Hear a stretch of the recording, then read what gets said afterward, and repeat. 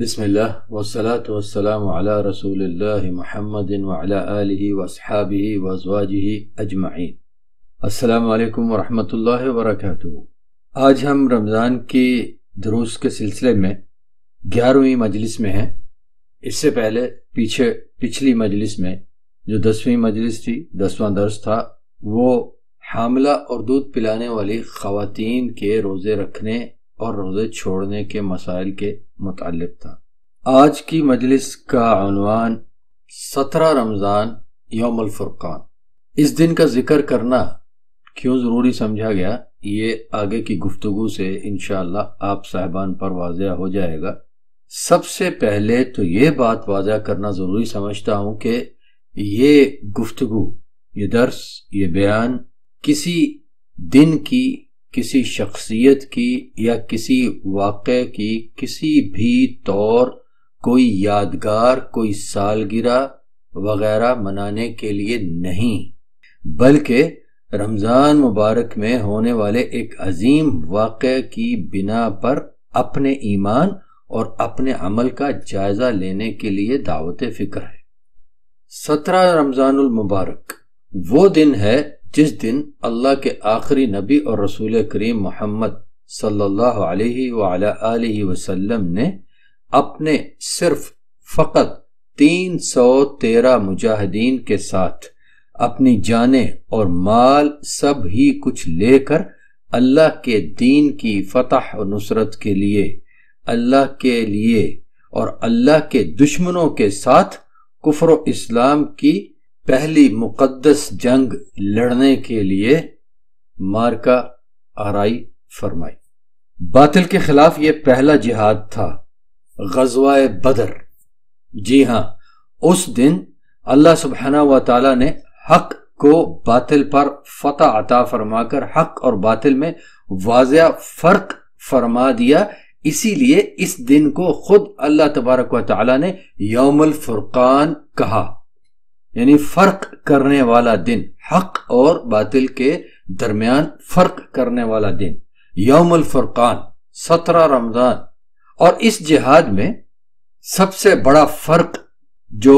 شروع ہوا وہ کیسے کہ اسی جہاد مبارک میں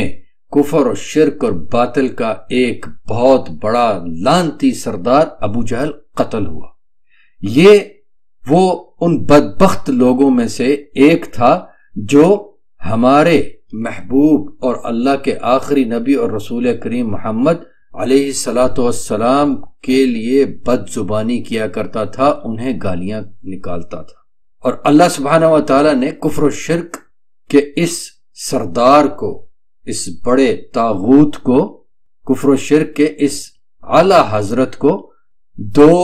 نوجوان سچے حقیقی مومنین کے ہاتھوں رسوا کر کے جہنم میں پہنچا دیا۔ نوجوانی کی دہلیز پر قدم رکھتے ہوئے 2 حقیقی سچے مومن، نام نہاد مومن نہیں، 2 حقیقی سچے مومن یعنی سچے اصلی ایمان والے، سچے اور عملی محب رسول، معاذ بن عمر اور معوذ بن عفرہ رضی اللہ عنہما، انہوں نے کفر و شرک کے اس اعلی حضرت کو قتل و خون کی آندھی میں سے ڈھونڈ کر جا پکڑا اور اسے اللہ کی جہنم کی طرف روانہ کر دیا۔ یہ ابو جہل وہ کافر تھا جس کے بارے میں اللہ جل جلالہ نے اپنے غیظ اور غضب کا اور اسے جہنم میں داخل کرنے کا اعلان فرمایا۔ آپ سورۃ العلق، جس کا نمبر ترتیب قرآن میں، ترتیب مصحف میں 96 ہے، 96، اس میں سے آیات نمبر 10 سے لے کر 18 تک کا مطالعہ فرمائیے۔ ابو جہل کے بارے میں اللہ سبحانہ و تعالیٰ نے کیا کیا ارشاد فرمایا، آپ کو یہاں مل جائے گا۔ ابلیس کا پیروکار یہ بدبخت ابو جہل اللہ سبحانہ و تعالیٰ کا، اس کے دین حق کا اور اس کے آخری نبی اور رسول کریم محمد صلی اللہ علیہ وعلی آلہ وسلم کا اتنا بڑا دشمن تھا کہ ایک وقت ایسا بھی آیا تھا کہ کافروں کا لشکر جنگ کیے بغیر، یہ غزوہ بدر، یہ جنگ کیے بغیر واپس جانے پر تیار ہو گیا، بلکہ ایک گروہ تو ان میں سے واپس چلا بھی گیا، لیکن اس بدبخت نے باقی لوگوں کو پھر سے جنگ پر آمادہ کیا اور اپنے لیے جہنم میں ٹھکانہ پکا کر لیا۔ میرے محترم سامعین، میرے بھائیوں بہنوں، یہ کوئی معمولی سا جھگڑا نہیں تھا، یہ کوئی چھوٹی موٹی لڑائی نہیں تھی۔ کافروں کی طرف سے ایک بھاری اور اپنے دور کے بہترین اسلحے سے لیس فوج، یعنی اپنے دور کے بہترین ساز و سامان، جنگی ساز و سامان کے ساتھ لدی بھدی فوج مسلمانوں کو ختم کرنے کے لیے اپنی تمام تر توانائی اور طاقتوں اور وسائل کے ساتھ ان پر ٹوٹی پڑی تھی، اور ان کے مقابلے میں رسول اللہ محمد علیہ الصلوۃ والسلام اور ان کے جان نثار صحابہ رضی اللہ عنہم اجمعین روزے رکھ کر لڑتے رہے۔ جی، روزے کی حالت میں، شدید ترین موسم میں، تیروں، تلواروں، نیزوں، بھالوں کو استعمال کرتے ہوئے گرد اور مٹی اور خون اور حبس میں مسلسل سخت مشقت کے ساتھ جہد مسلسل کرنے والے صحابہ، وہ عظیم اور مقدس ہستیاں جنہیں اللہ سبحانہ و تعالیٰ نے اپنی خوشی اور رضامندی کی سند عطا فرمائی، وہ صحابہ جن کے خلاف ہر وہ شخص بولتا یا لکھتا ہے جو ابو جہل اور اس جیسوں کا روحانی پیروکار ہے۔ یہ غزوہ بدر ان صحابہ کے اللہ اور رسول اللہ صلی اللہ علیہ وسلم سے محبت کے بہت سے ثبوتوں میں سے ایک عملی ثبوت تھا، ایمان کا عملی ثبوت، مسلمانی کا عملی ثبوت، رضی اللہ عنہم و ارضاہم اجمعین۔ صحابہ رضی اللہ عنہم اجمعین و ارضاہم کے بارے میں ایک تفصیلی بیان پہلے سے گزر چکا ہے، جس کا عنوان ہے صحابہ کیا تھے، ان کی شخصیات کے بارے میں بری صفات ماننے والے کیا جرم کرتے ہیں۔ آپ سب بھائیوں اور بہنوں سے میری خصوصی گزارش ہے کہ اس بیان کو ضرور اور توجہ کے ساتھ سنیے گا۔ اب اس وقت تو ذرا سوچئے تو صحیح، اللہ کے سچے ولی، حقیقی سچے ایمان والے مومنین، ان کے رمضان کیسے گزرتے تھے، اور ہم جو اپنے بارے میں اور وہ لوگ جنہیں ہم ولی اور مومن وغیرہ وغیرہ سمجھتے ہیں، ان کے بارے میں کیا کیا غلط فہمیاں پالے ہوئے ہیں، اور ہم سب کی ہی کرتوتیں کیا ہیں۔ ذرا سوچئے گا اس کے بارے میں۔ ہم میں سے بھلا کتنے ایسے ہیں جنہیں یہ پتا ہو کہ قرآن کریم بھی رمضان میں نازل فرمایا گیا تھا، اور رمضان کے دن روزہ کے ذریعے اور رمضان کی راتیں تراویح قیام اللیل کے ذریعے اللہ سبحانہ و تعالیٰ کی رحمت اور بخشش پانے کے اوقات ہیں، بہترین سنہری موقع ہیں، گولڈن چانسز ہیں، لیکن اب ان کو طرح طرح کے رمضان شوز دیکھنے والے اوقات بنا دیا گیا ہے۔ ایسے شوز جن میں کوئی ایک آدھ بات دین کی ہوتی ہے جو کہ غیر دینی انداز میں دکھائی سنائی جاتی ہے، اور اس کے علاوہ بھی ڈھیروں نافرمانیاں کی اور کروائی جاتی ہیں، دکھائی اور سکھائی جاتی ہیں۔ ایسی تعلیم اور ایسی تربیت کے نتائج میں سے ہی ہے کہ ہم آج کے مسلمانوں کی اکثریت رمضان کریم کے روزوں سے جان چھڑوانے کے لیے اپنے معمول کے عام سے بلا مشقت، معمولی مشقت والے کاموں کو بھی عذر بنانے کے لیے فتوے اور بہانے تلاش کرتے ہیں کہ کسی طرح روزہ رکھنے سے جان چھوٹ جائے، کوئی بہانہ بنا لے گا، مجھے یہ کام ہے، بڑی مشقت ہے، میں یہ کام کرتا ہوں، اس میں بڑی محنت لگتی ہے، اور جو کوئی ہماری خواہش کے مطابق فتویٰ دے دے اسے فوراً مذہبی اسکالر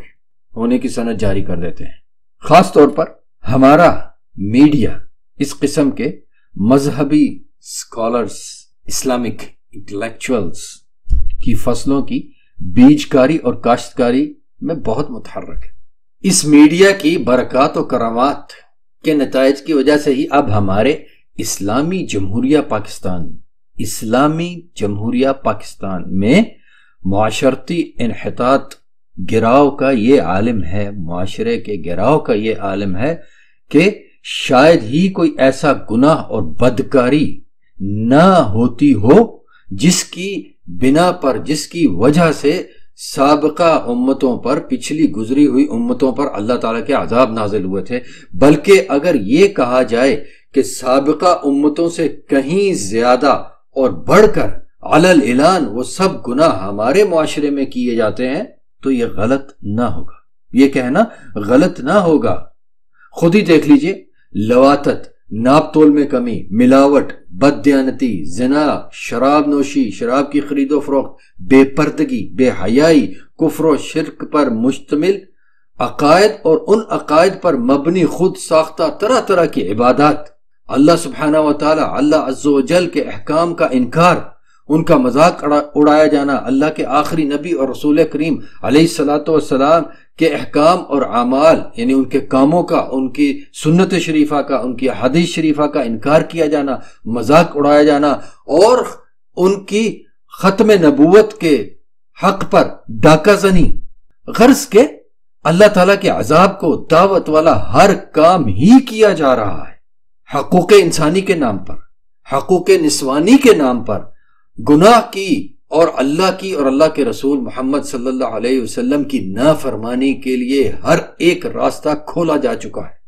اللہ تعالیٰ کے عذاب کو دعوت دینے والا ہر کام ہی کیا جا رہا ہے۔ افسوس، صد افسوس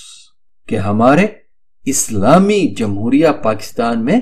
اب بہت سے ایسے آزادی رائے اور حریت اختیار اور حریت افکار کے علمبردار پیدا کر دیے گئے ہیں، جو اپنے آپ کو دین، اخلاقیات، انسانیت، غرض کے ہر قسم کی پابندیوں اور اقدار سے آزاد کیے ہوئے ہیں، مادر پدر آزاد، اور اسی گمراہی پر دوسروں کو بھی لانا چاہتے ہیں،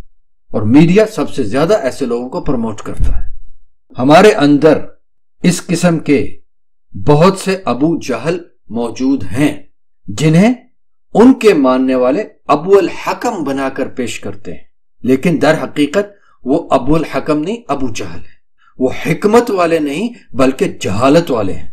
ہمیں ان لوگوں کی اور ان کی دسیسہ سازیوں اور بظاہر علم والی لیکن در حقیقت جہالت اور کفر اور شرک پر مبنی باتوں کا خوب اچھی طرح سے اندازہ ہی نہیں بلکہ علم ہونا چاہیے۔ یاد رکھیے اور خوب اچھی طریقے سے سمجھ کر یاد رکھیے میرے محترم سامعین، بھائی اور بہنوں، اگر ہم لوگ ابھی سے ہی اپنے درمیان داخل کیے گئے، بنائے گئے، ظاہر کیے گئے ابو جہلوں کو پہچان کر ان کی مکاریوں کو آشکار نہیں کریں گے تو ہماری آنے والی نسلوں میں بہت سے ایسے ہوں گے جو اللہ پاک کو، اپنے رب سے تعلق کو، اس کے دین کو اور اس کے آخری نبی اور رسول کریم محمد صلی اللہ علیہ وآلہ آلہ وسلم پر ایمان اور تعلق کو ایک رسمی سی کچھ تعارفی خانہ پر کرنے والی کاروائی کے علاوہ اور کچھ نہیں سمجھیں گے، اور ان کی شخصیات میں اللہ عز و جل کی، اس کے دین کی اور اس کے آخری نبی اور رسول کریم محمد صلی اللہ علیہ وآلہ آلہ وسلم کی مخالفت کرنا محض ایک انسانی حق ہوگا، اور وہ لوگ اپنے اللہ کے دین کی فتح نصرت کے لیے کچھ کرنے والے نہ ہوں گے، نام نہاد مسلمان ہونے کے باوجود اللہ اور اس کے رسول محمد صلی اللہ علیہ وآلہ آلہ وسلم کے نافرمانیوں کو شائع کرنے والے، نشر کرنے والے اور اس کی طرف لوگوں کو لے کر چلنے والے ہوں گے۔ ابھی آپ دیکھیے، آپ کو اپنے ارد گرد ایسے بہت سے لوگ نظر آ رہے ہوں گے، میڈیا میں جھانک کر دیکھیے، آپ کو ایسے بہت سے لوگ مسندوں پر بٹھائے گئے دکھائی دیں گے، سڑکوں پر اچھل کود کرتے ہوئے دکھائی دیں گے، مرد و زن، مرد اور عورت۔ ان سب کاموں کا یقینی انجام آخرت کی تباہی اور اس سے پہلے انشاءاللہ دنیا میں بھی ذلت اور غلامی ہے، اور ہمیں نظر آ رہا ہے مسلمانوں پر ذلت اور غلامی کس طرح مسلط ہو رہی ہے، اور دن بدن اس میں اضافہ ہوتا جا رہا ہے۔ بہت سی مثالیں ہیں آج کے مسلمانوں میں دکھائی دے رہی ہیں۔ اگر ہم نے ان ابو جہلوں کو نہیں پہچانا اور ان کی حقیقت دوسرے مسلمان بھائیوں بہنوں پر بھی آشکار نہیں کی تو یہ ذلت اور یہ رسوائی بڑھتی چلی جائے گی۔ ابو جہل کی فکری نسل جاری ہے، تو ہمیں بھی 17 رمضان یوم الفرقان غزوہ بدر کی فکری جنگ جاری رکھنی ہے۔ یہ فکری جہاد ہمیں بھی جاری رکھنا ہے۔ ان ابو جہلوں کو پہچانیے اور دوسرے مسلمان بھائیوں بہنوں کو بھی ان کی پہچان کروائیے، تاکہ ہم مسلمانوں پر من حیث القوم من حیث الامت جو ذلت اور رسوائی طاری ہوتی چلی جا رہی ہے اور اس میں اضافہ ہوتا چلا جا رہا ہے، اس میں کچھ کمی آ جائے۔ ان ابو جہلوں کو پہچان کر ان کی دسیسہ کاریوں، ان کی مکاریوں سے اپنے آپ کو اور اپنے مسلمان بھائیوں بہنوں کو بچاتے ہوئے فاعتبروا یا اولی الابصار، عبرت حاصل کرو اے بصیرت والو۔ اللہ سبحانہ و تعالی ہم سب کو اور ہمارے سب کو حق جاننے، پہچاننے، ماننے، اپنانے اور اسی پر عمل پیرا رہتے ہوئے اللہ کے سامنے حاضر ہو کر اس کی رضا پانے والوں میں سے بنائے۔ والسلام علیکم ورحمۃ اللہ وبرکاتہ۔